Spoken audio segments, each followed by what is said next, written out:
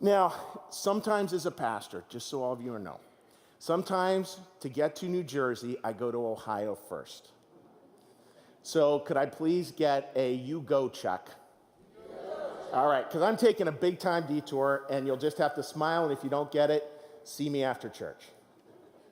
All right, because I want to get back to New Jersey, but I want to sort of set something up over here.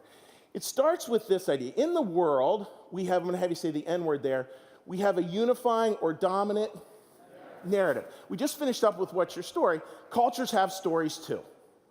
And that's what we're going to talk a bit about. We have a dominant narrative out there. What does a dominant narrative do? Well, it organizes. It says this is where this belongs, this is where that belongs. It sets values on things. So it organizes, it sets values, and it's also, folks, unquestioned. That's real important. It's also unquestioned. I grew up in the western part of the state. For anybody, we have a western part, you're going to shout it out, buddy. In the western part of the state, we don't refer to soda, we refer to pop, right? Anybody from Chicago does that too, I hear rumors, right? So that's a paradigm. Like, it's unquestioned that that's just what you call it. And then moving here and hearing everybody call it soda, I had no idea what they were talking about. Those are sort of the unquestioned parts, like our dominant paradigm. So I'm going to use a sports analogy here, and it's just a broad one to kind of get you in the sense of what I'm talking about here. And I want to talk for a minute about the Philadelphia Eagles. All right? Now, the Philadelphia Eagles, and you can just shout out some answers here because that's what Eagles fans do. So how do you know? What's a sign that you are at an Eagles game? Don't say that's coming up. Green, you see lots of green, right?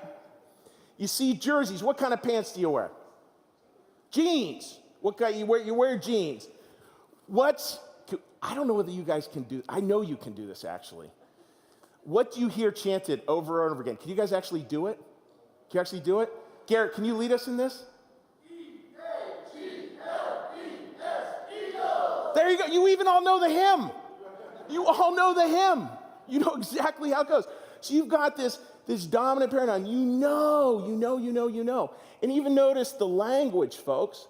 Notice it doesn't say stadium of the Philadelphia Eagles. It says home. It's the home of the, don't you come into my home or my house and do anything bad. Like, it's the word home. And then you get Eagles fans, and this is really like, look how close you were on their uniform. You got it correct. Edwin Steiner's number 54, just so you know. Yes, that's it, right? We know that. Now, it's easy. We set that up. We go like, oh, yeah. You know, that's the dominant paradigm. Of course, I get that. But it's not that upsetting. But what I want to tell you is we do get upset all the time when the counter narrative, when the other part flips in. Counter narrative.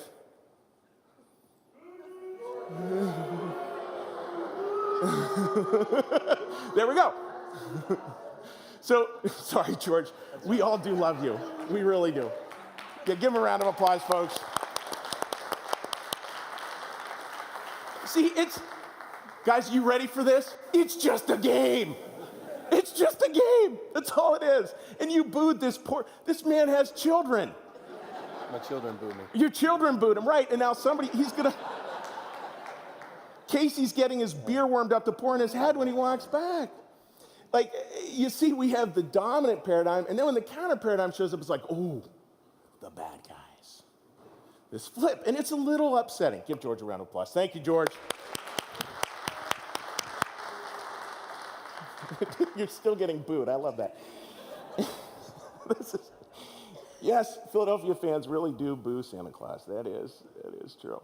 So, you have to kind of see the Easter story that way. And it's not to like say the Eagles are good, bad, and different, anything. But you have to kind of see that at a macro level. We have our dominant paradigm, then we have the counter narrative that takes place. And that counter narrative can be very unsettling to people. Easter. Counter narrative, very unsettling to people. Easter. Counter narrative, very unsettling to people.